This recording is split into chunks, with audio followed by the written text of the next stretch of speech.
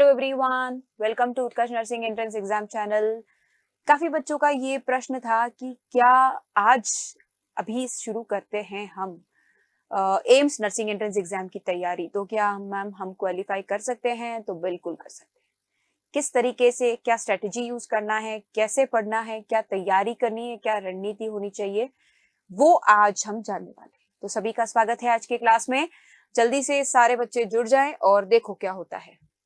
सबसे पहले बच्चों अगर बात करते हैं एम्स की, तो एम्स का आपको पता ही है, जो हमारा एम्स का एग्जाम है उसका पैटर्न क्या है। मेन जो है पैटर्न क्या है, फिजिक्स के जो आते हैं 30 सवाल और केमिस्ट्री के आते हैं बेटा 30 सवाल, बायोलॉजी के आते हैं 30 क्वेश्चंस, जीके के आते हैं 10 क्वेश्चंस। टोटल आपके होते हैं 100 सवाल, 100 नंबर के होते हैं। और नेगेटिव होता है, इसमें नेगेटिव मार्किंग भी होता है। नेगेटिव कितना होता है? 1/3 जो है वो नेगेटिव होता है यदि आपने कोई गलत आंसर कर दिया है तो, ठीक है। और ये मेन ये आपको याद रखना है कि ये जून मंथ में है, जून 1 तारीख को है। और ये जो एग्जाम जो है वो एक कंप्यूटर बेस्ड टेस्ट है, सीबीटी, जो कि आपके ऑनलाइन मोड में होने वाला है, ठीक है। तो ये जो हमारा एग्जाम है बच्चों वो ऑनलाइन मोड में होने वाला है। सिलेबस देख लेते हैं। सिलेबस में आप देखोगे कि फिजिक्स, केमिस्ट्री और बायो जो है उसमें आपके क्लास 11 एंड 12 दोनों का पढ़ना होगा। क्लास 11 एंड 12 का जो एनसीईआरटी है, physics and chemistry and biology, तीनों सब्जेक्ट्स के 11th एंड 12th दोनों आपको कवर करना है।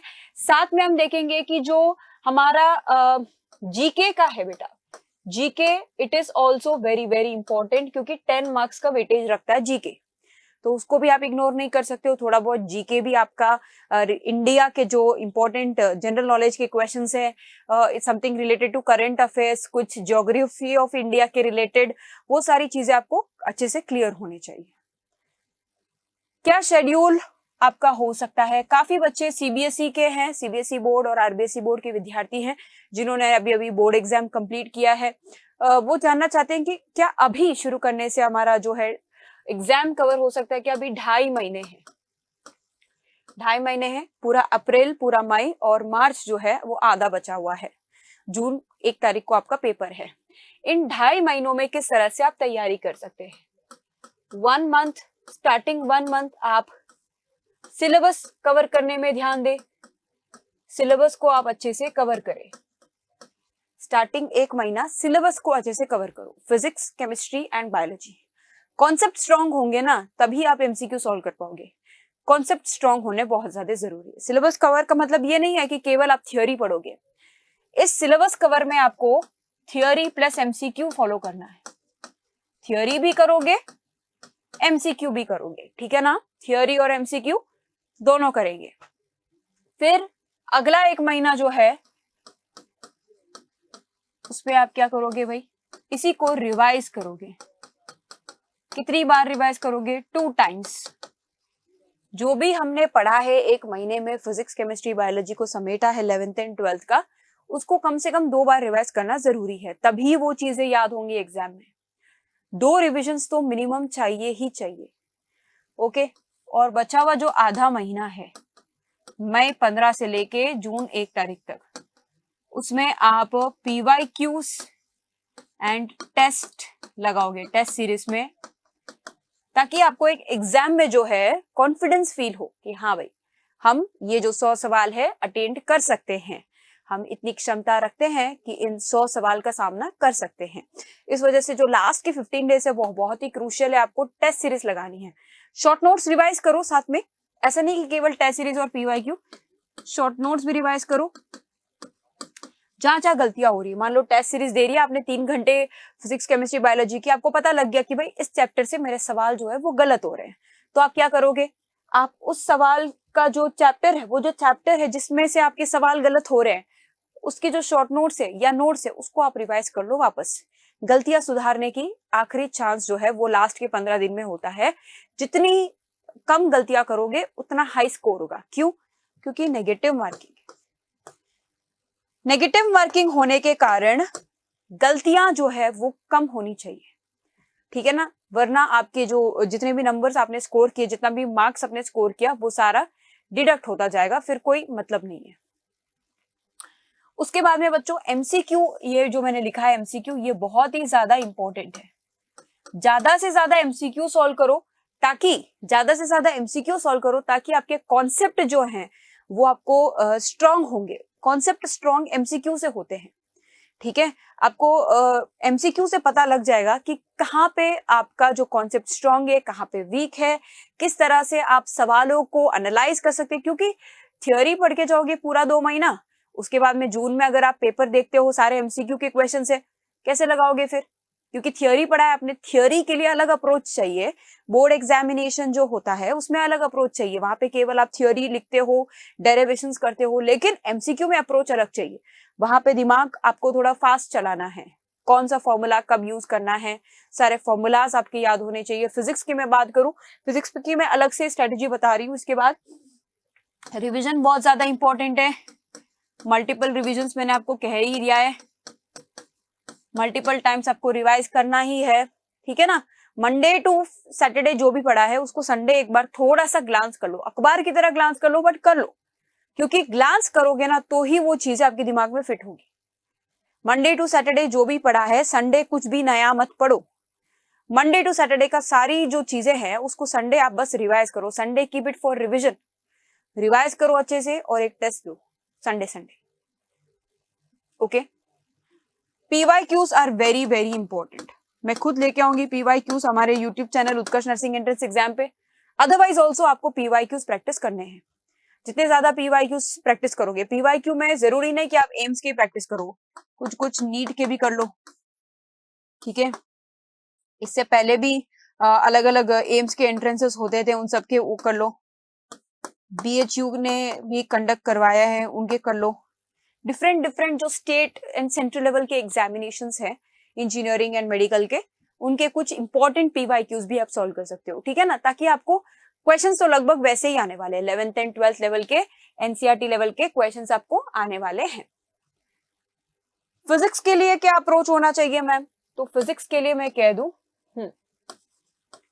फिजिक्स की यदि हम बात करें तो फिजिक्स में जो अप्रोच होना चाहिए वो बच्चों ये है कि आपको जो आपके 28 चैप्टर्स हैं फिजिक्स में, 28 चैप्टर है, इन 28 चैप्टर्स के आपको फॉर्मूला याद होने चाहिए। फॉर्मूला शीट जरूर बनाएं, हर चैप्टर का आपको फॉर्मूला लिखना होगा। फॉर्मूलाज की शीट से कम 15 to 20 फॉर्मूलाज, यानी 15 से 20 फॉर्मूलाज हर चैप्टर के होंगे ही होंगे। वो 15-20 जो फॉर्मूलाज है वो हर चैप्टर के आप बनाएं, और 28 चैप्टर के मतलब आप 28 पेज में, एक एक चैप्टर का एक एक पेज में हो जाएगा। और इन फॉर्मूलाज को आप रेगुलरली रिवाइज करें, ये आपको फुल टू फुल याद होना होगा, पूरी तरह इसको तो मेमोराइज ही कर लो। फॉर्मूलाज याद होंगे तभी तो आप क्वेश्चन लगा पाओगे। थ्योरी बेस्ड क्वेश्चंस भी कई सारे फॉर्मूला पे, अगर फॉर्मूला याद हो तो आप इजीली सॉल्व कर सकते हो, ठीक है ना। तो फॉर्मूला बहुत ज्यादा इंपॉर्टेंट है। न्यूमेरिकल्स जो है, न्यूमेरिकल्स उनको ज्यादा प्रैक्टिस करो, न्यूमेरिकल्स जो है उनको ज्यादा प्रैक्टिस करो। क्वेश्चंस और आंसर्स, क्वेश्चन देखो फटाफट सॉल्व करो, नहीं आ रहा है आप सॉल्यूशन देखो, वापस प्रैक्टिस करो। ये जितना ज्यादा आप न्यूमेरिकल प्रैक्टिस करोगे उतना ज्यादा फिजिक्स में स्कोर हाई होने वाला है, क्योंकि 30 मार्क्स का वेटेज है फिजिक्स में, ओके। इस तरह से आप फिजिक्स को भी इंप्रूव कर सकते हैं। और जिन बच्चों को डर लग रहा है कि मैम हम कैसे तैयारी करें, हमने एक क्रैश कोर्स लॉन्च किया है एम्स के लिए 75 डेज का, उसमें भी ज्वाइन कर सकते हो, उसकी मैं जानकारी अभी दे रही हूँ आपको। होली के अवसर पर बच्चों हमने होली हंगामा ऑफर 9 से लेके 22 मार्च तक, 9 से लेके 9 मार्च टू 22 मार्च तक ये जो ऑफर है इट इज अवेलेबल। और 90% डिस्काउंट, अप टू 90% डिस्काउंट आपको मिल रहा है, साथ में 100% अप टू 100% का कैशबैक भी मिल रहा है, और सभी पेड यूजर्स को मिल रहा है बच्चों 10% एक्स्ट्रा डिस्काउंट। होली आपको कोड लगाना है, ठीक है। क्या कोड लगाना है? HOLI capital. जो भी एम्स की तैयारी कर रहे हैं, RUHS की, यूपीसी नेट की और सारे नर्सिंग एंट्रेंस एग्जाम्स की जो तैयारी कर रहे हैं, सभी बच्चों के लिए ये अवेलेबल है।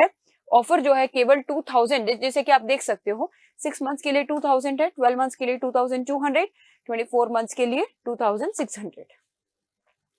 और क्या क्या मिल रहा है आपको? Online and live recorded classes, test series, MCQ batch, e notes, DPP and class PDF. और आरयूएचएस की बात करें, जो बच्चे आरयूएचएस की तैयारी कर रहे हैं उनके लिए भी वी हैव मात्र 800 रुपए में स्टैंडर्ड कोर्स है, 1300 रुपए में प्राइम कोर्स है।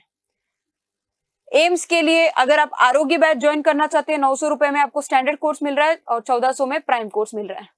यूपी सीनेट का 1100 और 1700 में ये आरोग्य यूपी सीनेट है, dedicated batch live from studio. अब आपने एक नया लॉन्च किया है एम्स 75 डेज टारगेट बैच, जिसमें 75 डेज में आपका पूरा कोर्स कवर करवाया जाएगा एम्स का, और मात्र 700 रुपीज से देखो स्टैंडर्ड प्राइस। और प्राइम कोर्स लेना हो जिसमें टेस्ट सीरीज और एक्स्ट्रा फीचर्स होते हैं तो आपको 1200 पे करना है। आरयूएचएस की अगर आप 100 दिन की तैयारी करना चाहते हैं बच्चे, 600 रुपए में अवेलेबल है स्टैंडर्ड और 1100 में प्राइम कोर्स अवेलेबल है। ये 100 डेज का आरयूएचएस का स्ट्रेटेजी है। किसी भी एग्जाम का अगर आपको टेस्ट सीरीज लेना है तो 150 में आपको टेस्ट सीरीज मिल रहा है। याद रखो ये जो ऑफर पीरियड के दौरान ही है, केवल 9 से 22 मार्च तक ही अवेलेबल है। टेस्ट सीरीज का देख लो बेटा, यहाँ पे 200 में 6 मंथ्स का है, 12 मंथ्स में 300 रुपीज में। टेस्ट सीरीज, मास्टर पास, ये सारी चीजें आप देख सकते हैं यहाँ पे। टेस्ट सीरीज जो है वो एंड मास्टर पास एग्जाम्स कौन कौन से कवर्ड है इसमें? एम्स भी है, paramedical, RUHS and UP CNET. इन एग्जाम्स का आपको test series and master pass available है, जिसमें आपको 200 प्लस मॉक टेस्ट मिलेंगे। इसका जो कंबाइंड है 200 plus mock test, detailed explanation मिलेगा हर क्वेश्चन का, रिजल्ट और उसका एनालिसिस, क्या आपका स्कोर है, कितने नेगेटिव मार्किंग है, कितना पॉजिटिव है, और प्रैक्टिस एंड अटेम्प्ट भी आपको, अटेम्प्ट्स भी आप मतलब अनगिनत दे सकते हैं, जरूरी नहीं कि एक ही अटेम्प्ट है। ठीक है, so thank you everyone and happy Holi. Thank you.